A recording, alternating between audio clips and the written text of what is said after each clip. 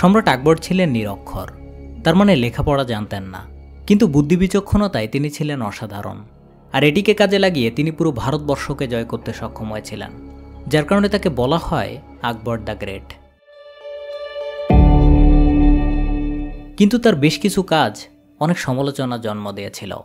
তার মধ্যে নিজের প্রতিষ্ঠিত নতুন ধর্ম দ্বীন ইলাহি অন্যতম। তো চলুন এগুলো নিয়ে আলোচনা করা যাক। আকবর সিংহাসনে আরোহণ করেন 1556 সালে। এর ঠিক 26 বছর পর অর্থাৎ 1982 সালে তিনি ঘোষণা দেন নতুন একটা ধর্ম তৈরি করতে চান, যার নাম হবে দ্বীন ইলাহি, এবং শেষমেশে এটা প্রতিষ্ঠাও করেন। প্রতিটি ধর্মে কিছু নিয়ম নীতি থাকে। আকবরের প্রতিষ্ঠিত নতুন ধর্ম দ্বীন ইলাহিতেও কিছু অদ্ভুত নীতিমালা ছিল।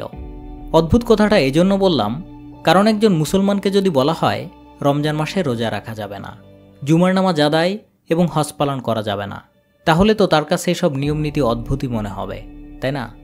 এছাড়াও তার ধর্মে আরও কিছু নিয়মনীতি ছিল, যেমন এ ধর্মের অনুসারীদেরকে সম্রাটের নামে তাদের ধন সম্পত্তি, জীবন, মান, ধর্ম উৎসর্গ করতে হবে। বলা যায় প্রায় সব কিছুই। এমনকি কারোর সাথে দেখা হলে মুসলমানরা যেমন আসসালামু আলাইকুম বলে, তো এর পরিবর্তে বলতে হবে আল্লাহু আকবার, এবং ওয়ালাইকুম আসসালামের পরিবর্তে বলতে হবে আল্লাহু জাল্লে জালালুহু। সম্রাট আকবরকে সেজদা করতে হবে এবং হিজরি সালের পরিবর্তে তারিখে আলিফ পরিবর্তন করা হয়। মৃত্যুর পূর্বে মৃত্যুবার্ষিকী পালন করে লোকজনকে খাওয়াতে হবে।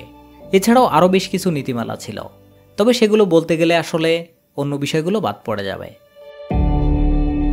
বিশেষজ্ঞরা মনে করেন আকবরের এই নতুন ধর্ম চালুর পেছনে সবচেয়ে বড় যে কারণ ছিল সেটি হলো রাজনৈতিক উদ্দেশ্য হাসিল করা। কেননা ভারতবর্ষে জনসংখ্যায় এগিয়ে ছিল হিন্দু সম্প্রদায়ের লোক। আকবর সিংহাসনে আরোহণের পর লক্ষ্য করেন তার চারিদিকে শুধু শত্রু আর শত্রু, তার মধ্যে আফগানরাই ছিল সর্বাধিক প্রবল। এই অবস্থায় তার পক্ষে হিন্দুদের প্রতি বন্ধুত্বমূলক ও উদারনীতি গ্রহণ ছাড়া অন্য কোনো উপায় ছিল না। এমনকি তিনি হিন্দু সম্প্রদায়ের সমর্থন লাভের জন্য রাজপুত মহিষীদের মেয়ে বিয়ে করেন এবং তাদের ধর্ম পালনের স্বাধীনতা দেন। তবে তার এই নতুন ধর্ম শুধুমাত্র হিন্দু সম্প্রদায় কেন্দ্রিক বললে ভুল হবে, কারণ তিনি এটি গঠন করেছিলেন ইসলাম, হিন্দু, খ্রিস্টান, বৌদ্ধ সকল ধর্মের সংমিশ্রণে। আশ্চর্যের বিষয় হল এ ধর্মের অনুসারী ছিল মাত্র 18 জন, তবে কোনো কোনো জায়গায় 19 জনের কথা বলা হয়েছে। আর এদের মধ্যে একজন অন্যতম ব্যক্তি হলেন আবুল ফজল। নামটি হয়তো কম বেশি অনেকেই জেনে থাকবেন, কারণ তিনি ছিলেন সম্রাট আকবরের প্রধানমন্ত্রী। এছাড়াও তিনি একাধারে ইতিহাসবিদ, রাজনীতিবিদ এবং সাহিত্যিক হিসাবেও সুনাম অর্জন করেছিলেন। তিনি পৃথিবী জুড়ে বিখ্যাত হয়ে আছেন তার লেখা আকবরনামা এবং আইনি আকবরী গ্রন্থের জন্য। মূলত আকবরনামা ছিল 3 খণ্ডে বিভক্ত।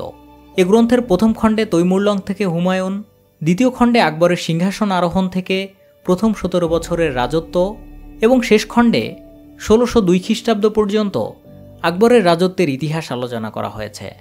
এবং তার আইনে আকবরী গ্রন্থটি ছিল 5 খণ্ডে বিভক্ত।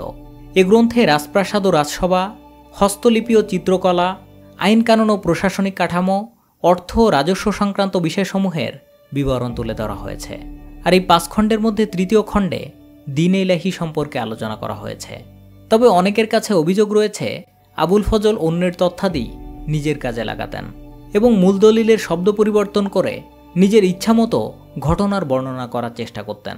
এছাড়া তিনি তার নিজের সিদ্ধান্তকে বাদ দিয়ে অনেক ক্ষেত্রে আকবরের মতামতকে চূড়ান্ত বলে রায় দিতেন। এসব কারণেই তার লেখার উপর সীমাবদ্ধতা ও সংকীর্ণতা আরোপিত হয়। এছাড়া আকবরনামার ইংরেজি অনুবাদক হেনরি বেভারিজ বলেন, আবুল ফজলের প্রকাশভঙ্গি বা রচনাশৈলী অস্পষ্ট ও দুর্বোধ্য এবং তিনি ছিলেন নির্লজ্জ ও চাটুকার। অপরদিকে আইনে আকবরের অনুবাদক এইচ ব্লকম্যান বলেন, আবুল ফজল ছিলেন একজন সত্য সন্ধানী ও সঠিক তথ্য পরিবেশনকারী। সম্রাট আকবর রাজ্য বিস্তারে যেরূপ একাগ্রতার পরিচয় দিয়েছেন, দ্বীন ইলাহির প্রচারে তেমনটি দেননি। এছাড়া এটি ধর্মপ্রাণ মানুষের মধ্যে বিভ্রান্তি সৃষ্টি করেছিল। হিন্দু, মুসলিম, বৌদ্ধ, খ্রিস্টান কোনো ধর্মের লোকই এটিকে মেনে নিতে পারেনি। আর এসব কারণে তার প্রবর্তিত নতুন ধর্ম দ্বীন ইলাহি সাফল্যের দুয়ারে পৌঁছাতে পারেনি এবং তার মৃত্যুর পরপরই এ ধর্মের বিলুপ্তি ঘটে। অনেকে বলেছেন দ্বীন ইলাহি প্রবর্তনের সময় তিনি ইসলাম ধর্ম ত্যাগ করেন। তবে আবুল ফজল তার আইনে আকবরীতে বলেছেন আকবর কখনোই ইসলাম ধর্ম ত্যাগ করেননি। এ বিষয়ে আকবরের পুত্র জাহাঙ্গীর বলেছেন, আমার পিতা মৃত্যুর পূর্ব পর্যন্ত একনিষ্ঠ মুসলমান হিসাবে জীবনযাপন করে গেছেন। আর দ্বীন ইলাহি সম্পর্কে ডক্টর ঈশ্বরী প্রসাদ বলেছেন, ধর্ম সম্পর্কে দ্বীন ইলাহির সফলতা বা ব্যর্থতা তেমন গুরুত্বপূর্ণ নয়, তবে রাজনৈতিকভাবে এটা সম্পূর্ণরূপে মঙ্গলজনক। তার মানে দিনে ইলাহি প্রতিষ্ঠার পেছনে সম্রাট আকবরের রাজনৈতিক উদ্দেশ্য ছিল সবচেয়ে বেশি।